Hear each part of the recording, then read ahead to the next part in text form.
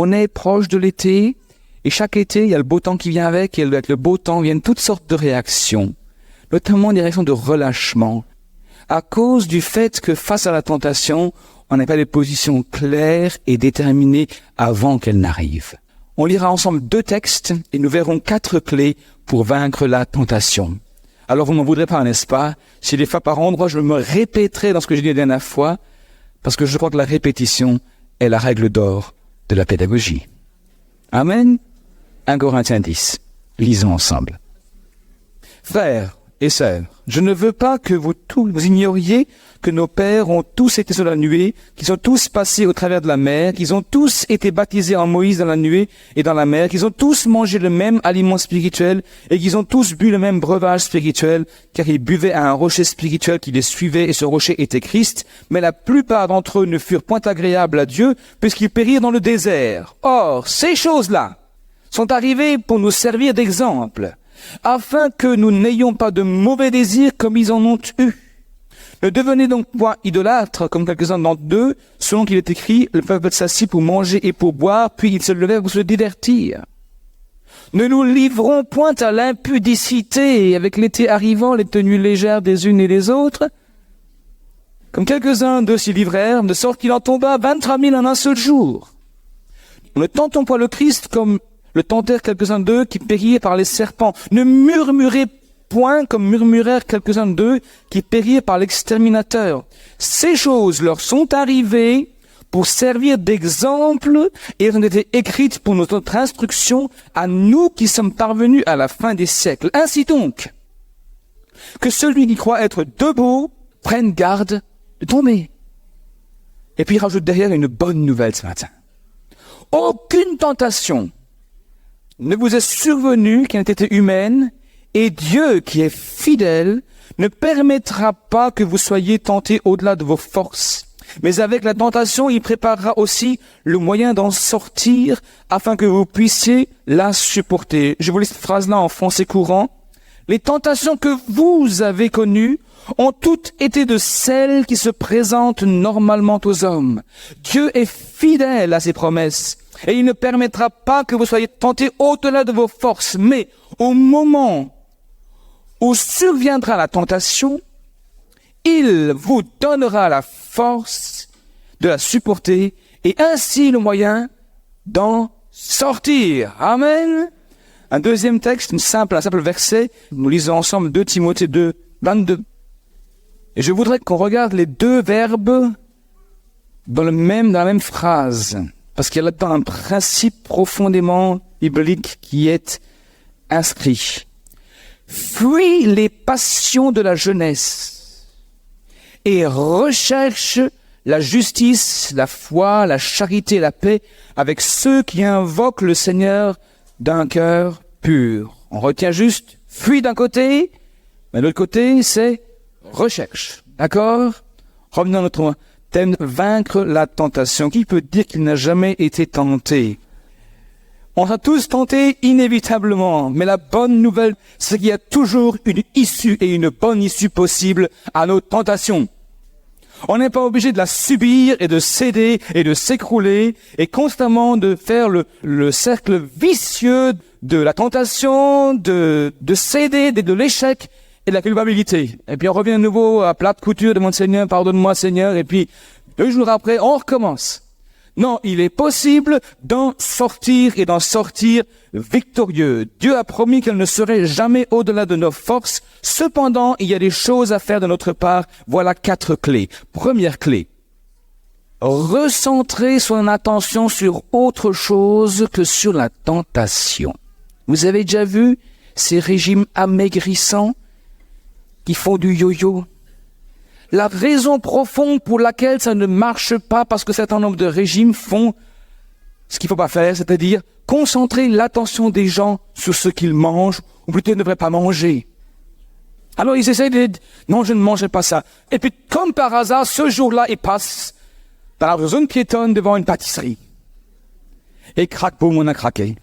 Et plus ils y pensent, moins ça marche. Lorsque vous êtes tenté, première règle du jeu, recentrez votre attention sur autre chose. Si vous voulez maigrir, c'est très simple, faites du sport. Activez-vous, bougez-vous, pensez à autre chose. Incroyable mais vrai, mais la Bible ne parle nulle part de résister à la tentation. Elle dit de résister au diable, oui, mais jamais à la tentation. Vous pouvez difficilement résister à une mauvaise pensée. Le meilleur moyen de la neutraliser, c'est de penser à autre chose. Combien de gens, des fois, chez eux, à la maison, ça va pas très fort. Ils ont des problèmes avec un fils, une fille, un époux, une conjointe. Et ça les travaille, ça les machine. Arrivés au boulot, ils sont tellement pris par le travail qu'ils ne pensent plus au fils, à la fille, etc. Et tout à coup, ils ont passé une bonne journée. C'est un principe biblique. Fuis d'un côté, recherche de l'autre. Autrement dit, recentre ton attention sur autre chose. Toute tentation commence par une pensée. Ne combattez pas la pensée, changez de canal. Au lieu de rester devant le film qui est un peu à l'eau de rose, très rose, rose bonbon, ce que vous voulez, changez de canal. Pensez à autre chose. Un bon match de football, par exemple. Vous savez, il n'y a pas pire alcoolique qui veut s'arrêter que celui qui dit « Ouais, plus jamais ». Et tous les soirs, tout à coup, pas comme par hasard, il passe devant le bistrot, qui ramène à la maison, et il s'arrête là, et voilà. Mais au lieu de penser à l'alcool, mon frère, pense à ta chérie. Et demande-toi qu'est-ce qui lui ferait plaisir ce soir. Un bouquet de fleurs. Ou tiens, le robinet qui fit « Pas un acheteur de casto, reviens à la maison, fais le robinet, et pendant ce temps, tu n'iras pas au bistrot. Et t'auras rien bu. » Elle va rentrer, elle va être contente. Mon chéri s'occupe de moi et de ma maison. Ah, génial. En plus, l'alcool, non, il sent pas l'alcool. Ah, super. Je vais lui faire un bon petit plat ce soir. Amen. Première règle du jeu face à une tentation, recentrez votre pensée sur autre chose. Ignorer la tentation est plus efficace que de la combattre. Et quand la tentation vous téléphone là, raccrochez-lui au nez. Quittez physiquement une situation. Ne vous mettez pas dans une situation tentante. Restez en dehors. Coupez le téléviseur. Réduisez l'accès à Internet. Évitez les groupes de médisance. Les gens qui vous parlent toujours en noir. Tout est toujours noir et sombre et vous n'y arriverez jamais. Et à la fin, vous baissez les bras.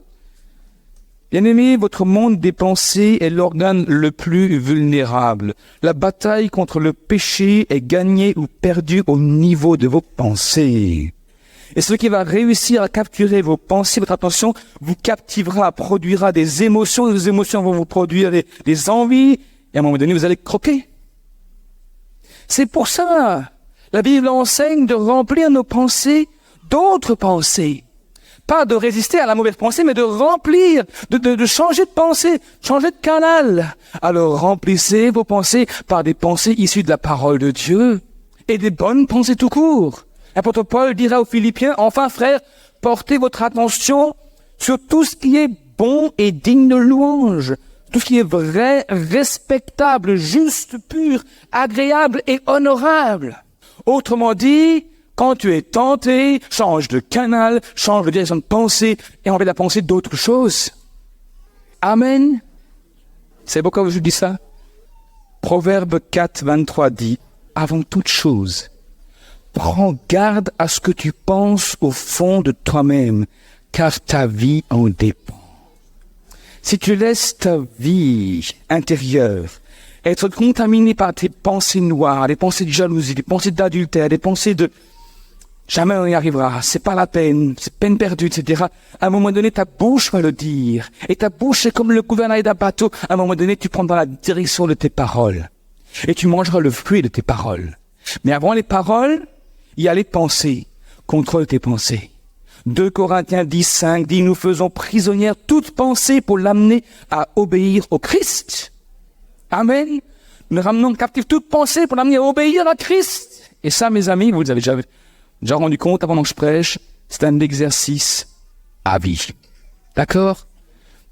Deuxième, je dirais, clé, et celle-là n'est pas simple, c'est révéler ses luttes à un ami ou une amie, ou à un groupe de confiance, à des gens de confiance. Ecclésiaste 4, 9 dit, 2 hommes associés sont plus heureux qu'un homme solitaire. Si l'un d'eux tombe, l'autre le relève. Par contre, celui qui est seul est bien à plaindre, car s'il tombe, il n'a personne pour le relever.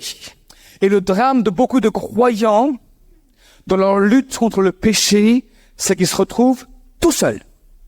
C'est qu'ils n'ont pas développé au fil des années des amitiés profondes avec des hommes et des femmes solides en Christ, envers qui ils ont une certaine ouverture d'esprit et devant qui ils peuvent paraître vulnérables. On a tous envie que tout le monde pense de nous qu'on est le meilleur et le plus beau. Que le péché ne nous atteint jamais, mais nous, surtout pas moi, pasteur. Bien-aimés, si vous perdez régulièrement la bataille face à une mauvaise habitude, par exemple, arriver en retard, par exemple, rentrer tard le soir et mettre le téléviseur sur une chaîne bizarre, par exemple, boire un verre de trop le dimanche après-midi. Oh, vous n'êtes pas sous, mais Alcotest révélera quelque chose de particulièrement intéressant. Par exemple, une dépendance, etc.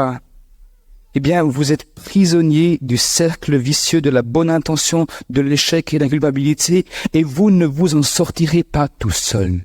L'illusion que le diable veut vous faire croire, c'est que vous allez vous en sortir tout seul. Et je vous dis, c'est faux. Est à plaindre celui qui est tout seul.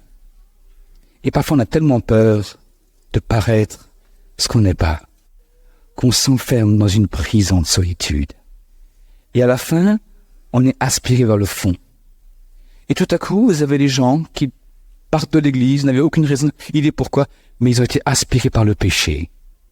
Si vous voulez gagner la bataille contre des mauvaises habitudes, contre des dépendances, contre des choses que vous cachez, j'aimerais vous dire que la seule solution, ce n'est pas de refouler, mais c'est de confesser. Jacques chapitre 5 verset 16 dit « Confessez donc vos péchés les uns aux autres et priez les uns pour les autres afin d'être guéris. » Je n'ai pas dit qu'il fallait voir France Info et dire « Moi je suis ceci ». Inutile de crier vos péchés sur le toit, mais de développer des relations amicales avec des gens solides dans la foi qui peuvent vous aider, qui peuvent vous écouter sans vous juger.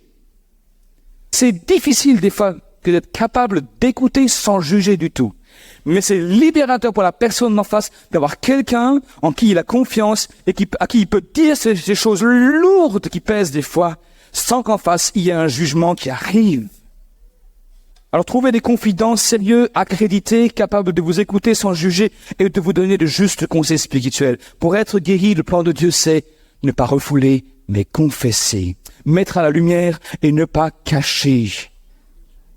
Ce n'est que l'orgueil qui nous pousse à nous enfermer. On a peur de perdre la face. Que pensera-t-on de moi? On veut tous paraître lisses, belle cravate, costard, mais non, on n'est pas parfait. On veut que les autres pensent que tout va bien chez nous. Première vérité, on est tous dans la même barque, on est tous tentés, on est tous des pécheurs. Deuxième vérité, plus tu caches, plus ça va te détruire. Troisième vérité, c'est la lumière seule qui apporte la guérison. Satan va te faire penser que ta tentation est telle qu'il faille absolument la garder parfaitement secrète et cachée. Alors rassurez-vous, j'ai pas envie de tout savoir sur tout le monde ici présent, c'est beaucoup trop lourd à porter, j'ai pas envie de savoir. Il y a des choses qui se règlent dans la confession personnelle avec Dieu, mais il y a des choses qui pèsent sur les vies, et qui des fois méritent qu'on aille trouver des confidents sérieux, des gens solides, équilibrés dans la foi, qui ont de l'avance sur vous et qui veulent nous aider à grandir et surtout à être débarrassés. Amen. David disait, tant que je me suis tu, tant que je la bouclais, tant que je cachais mon péché. On va le dire ensemble, psaume 32. David, pendant 1 an, a fait semblant comme si de rien n'était. Uri était mort au combat, il a pu marier Bathsheba en toute légalité. Il avait fait tuer Uri. Et puis Bathsheba injustement. Bref. Et pendant ce temps, tout le monde pouvait penser que c'est légal ce qui s'est passé. Seul Dieu savait. Dieu, Bathsheba et David savaient si c'était réellement passé. À un moment donné, Dieu va intervenir, va envoyer Nathan, mettre la lumière amener la chose en plein jour. Et David va dire, tant que je me suis tu, mes os se consumaient, je gémissais toute la journée, car nuit et jour, ta main s'appesantissait sur moi. Ma vie en n'était plus que sécheresse comme celle de l'été. Ta main se faisait lourde. Vous savez que le péché a un poids sur nos vies? pouvez faire ce que vous voulez. C'est quand même comme ça. Le péché pèse sur nos existences. Deuxièmement, tant que vous vous tairez, cela vous écrasera. Certaines sécheresses intérieures sont le résultat du péché non confessé. Mais la bonne nouvelle, elle vient au verset suivant. Il dit, « Je t'ai fait connaître mon péché. Je n'ai pas caché mon iniquité. J'ai dit, j'avouerai mes transgressions à l'Éternel. Et tu as effacé la peine de mon péché. » Amen. Le fait de le révéler a amené un premier pas vers la libération. La volonté personnelle et la force de caractère ne suffiront pas. Il vous faut un groupe de prières qui vous soutiennent, vous aiment inconditionnellement et vous tiennent pour redevables. Il faut que des gens aient la possibilité de vous poser la question suivante. As-tu recommencé? Vous savez, des fois je me dis on est trop léger avec le péché. Quand je vois avec quelle sévérité Dieu traitait le péché avant que Jésus n'arrive, souvent on couvre le péché par le temps de la grâce. Jésus pardonne. Oui, c'est vrai. Oui, je crois tout ça. Oui, on est d'accord là-dessus. Mais des fois, on se dit, c'est pas si grave que ça. Et puis, on ne grandit plus. On tourne en rond. On reste sur des paliers. Je veux te dire, mon frère, ma sœur, à un moment donné, il va falloir attaquer le problème de front. Et maintenant, je me lèverai. Et je combattrai ces mauvaises habitudes. Et je ferai les pas nécessaires pour devenir libre. Amen. Enfin libre de ces casseroles qu'on traîne des fois avec le passé. Vous savez, c'est humiliant de reconnaître ses faiblesses, mais c'est le manque d'humilité qui empêche d'aller mieux. Question ardue que je vous pose. Quelle est la chose dont vous avez peur de parler et que vous prétendez maîtriser et ne pas être un problème pour votre vie? Quelle est la chose dans votre vie que vous seriez effaré de retrouver sur le vidéoprojecteur projeté par Dieu là? Bien-aimés, on prie pour le réveil. Et pour un tas de choses, et je dis, Alléluia. Moi, je vois un Jésus qui a travaillé 3 ans au corps de ses disciples. Il les a emmenés, il les a façonnés, il les a repris, il les a... Et après, c'était prêt. Et Dieu veut nous façonner aussi. Parce que quand tu enverras la moisson, il faut qu'il y ait en face d'eux des gens qui soient au cordeau, qui soient calibrés, que Dieu peut envoyer, à qui Dieu peut envoyer des hommes et des femmes déséquilibrés, décalibrés, et qui peuvent aider à recalibrer. Amen. Première, je dirais, clé, c'était donc amener sa pensée à penser à autre chose. Deuxième clé, révéler ses luttes à un ami. Troisième clé, résister au diable. Jacques 4, verset 6 et 7 dit, Dieu s'oppose aux orgueilleux, mais il traite les humbles avec bonté. Soumettez-vous donc à Dieu, résistez au diable et il fuira loin de vous. Bien-aimés, parfois, on se contente de prier.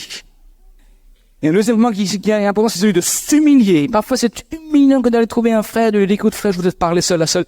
Tu sais, j'ai un problème à tel niveau. Ah, c'est humiliant, c'est vrai, mais c'est libérateur.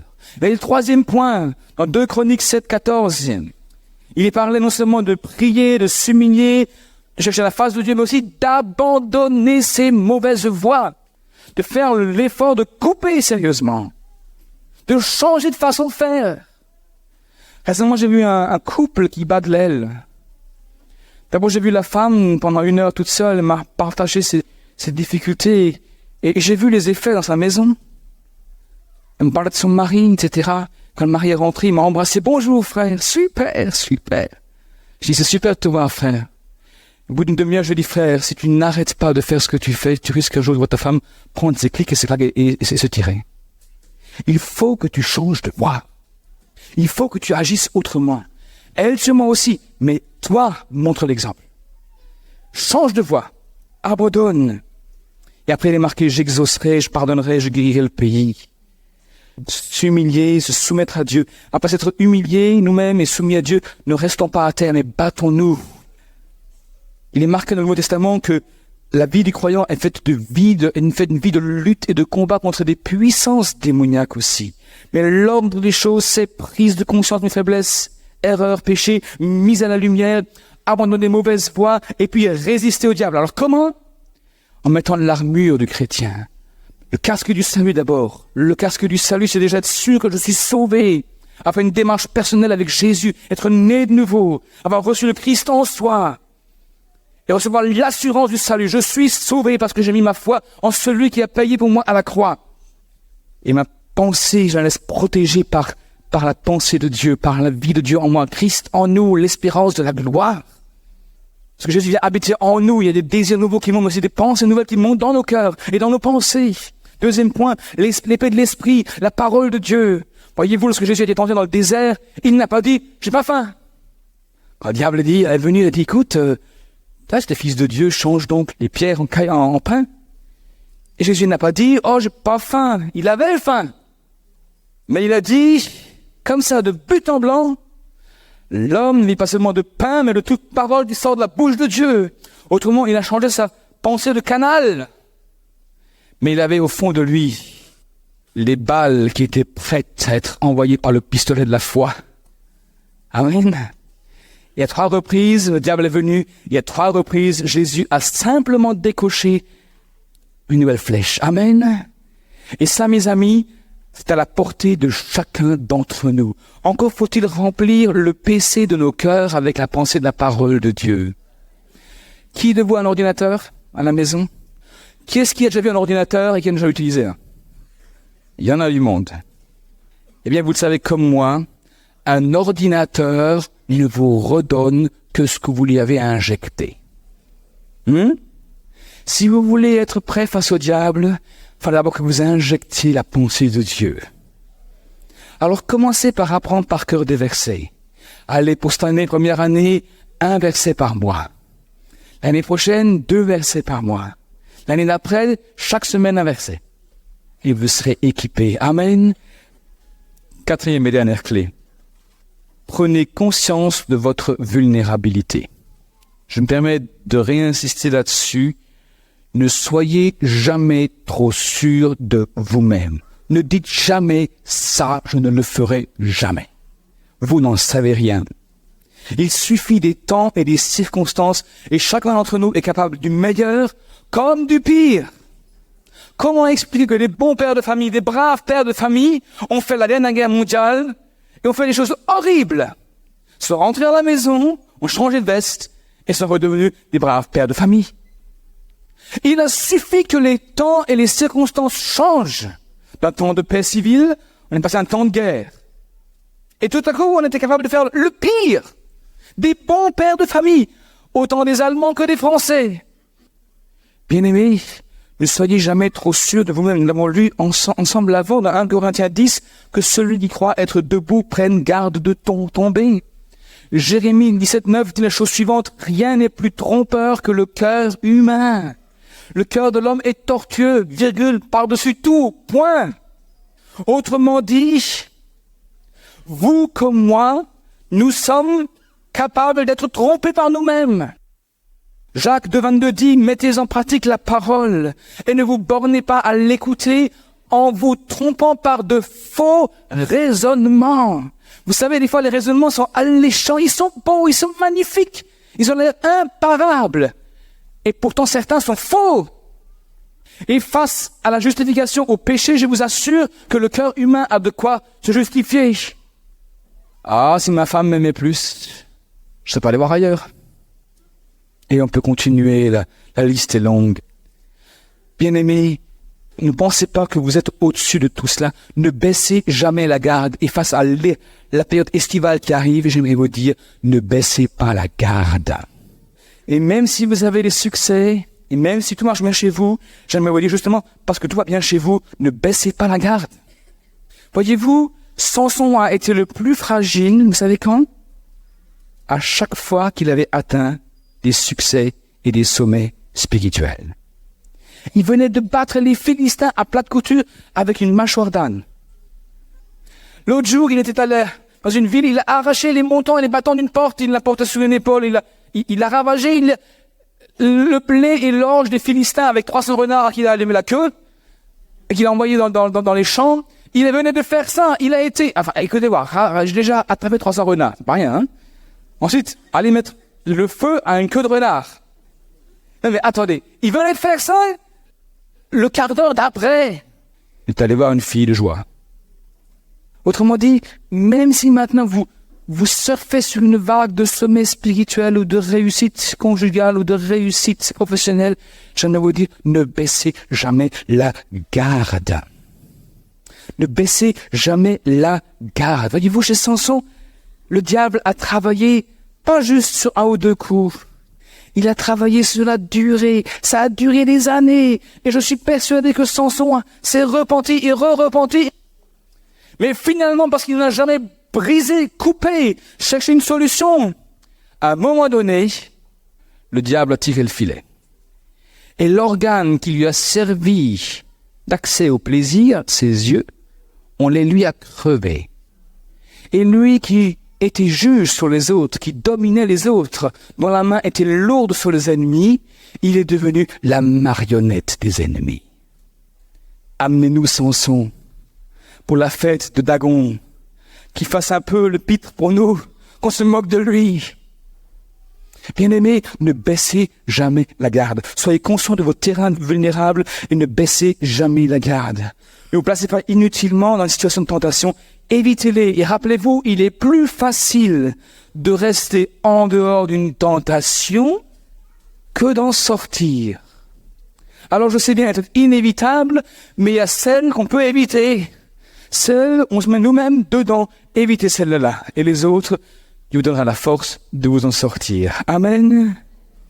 1 Corinthiens 10, verset 2, au français courant dit, « Par conséquent que celui qui pense être debout prenne garde de ne pas tomber. » La version amplifiée dit, écoutez bien, « Ne soyez pas naïfs et n'ayez pas trop confiance en vous-même. Vous n'êtes pas à l'abri. Vous pouvez chuter comme n'importe qui d'autre. Oubliez votre assurance, elle est inutile, et cultivez la confiance en Dieu. » Amen. Je résume et je conclus. Nous serons tous tentés un jour ou l'autre, inévitablement. Être tenté n'est pas forcément péché. C'est céder qui est un péché. Le mécanisme, c'est d'abord le désir en moi, bon ou mauvais. S'il est bon, généralement, c'est parce qu'on essaie de l'accomplir de manière illégitime qui devient mauvais. Deuxièmement, c'est le doute. Dieu a-t-il réellement dit? Troisièmement, c'est la séduction. Tu ne mourras pas. Allez, une fois, c'est pas grave. Personne n'y verra rien. Hein? Tu es en vacances à l'autre bout du monde. Vous savez, le péché, c'est comme être enceinte. Tôt ou tard, ça se verra. Hein? Amen. Quatrième point, on est séduit, on est trompé, et on mord à l'hameçon. Alors, 4 clés bibliques pour s'en sortir et pour vaincre. Je voudrais que nous devenions des gens victorieux. Premier point, appliquer le principe du remplacement. Recentrer ses pensées sur autre chose. Fuis les passions de la jeunesse. Mais je vais où? Recherche la justice, la paix, la joie avec ceux qui marchent droit. La nature a horreur du vide. Alors tu refuses quelque chose, remplis-le par autre chose de bon, de juste, de droit. Amen. Deuxième point, si tu chutes constamment sur un point donné, eh bien, va voir quelqu'un de sérieux, de solide, de plus avancé que toi. Un pasteur, un ancien, etc. Ou des gens accrédités. Révèle tes luttes. Des gens qui peuvent t'écouter avec confiance, qui vont t'écouter sans te juger et t'amener plus loin. Troisième point, résiste au diable. Quatrième point, je me permets de le répéter, prends conscience de ta vulnérabilité. Tu n'es pas au-dessus du lot. Les pasteurs ne sont pas au-dessus du lot. Il y a des gens qui m'ont dit il y a 5-10 ans en arrière, Claude, on te voit faire ça, fais attention à cela. Et j'ai appris au fil des années à écouter et à appliquer ce qu'on me dit. Vous savez pourquoi? Parce que je me protège de moi-même. Amen. Bonne nouvelle, face à nos tentations, il y a toujours une issue. Je relis ce texte de 1 Corinthiens 10, verset 13. La bonne nouvelle, frères, sœurs. 1 Corinthiens 10, verset 13. Les tentations que vous avez connues ont toutes été de celles qui se présentent normalement aux hommes. Mais Dieu est fidèle à ses promesses et il ne permettra pas que vous soyez tentés au-delà de vos forces. Mais au moment où surviendra la tentation, il vous donnera la force de la supporter et ainsi le moyen d'en sortir. Amen. Et Jacques 1, 12 dit, écoutez ce qu'il dit là, « Heureux est l'homme ou la femme qui demeure ferme dans l'épreuve, car après avoir prouvé sa fermeté, il ou elle recevra la couronne de victoire, la vie éternelle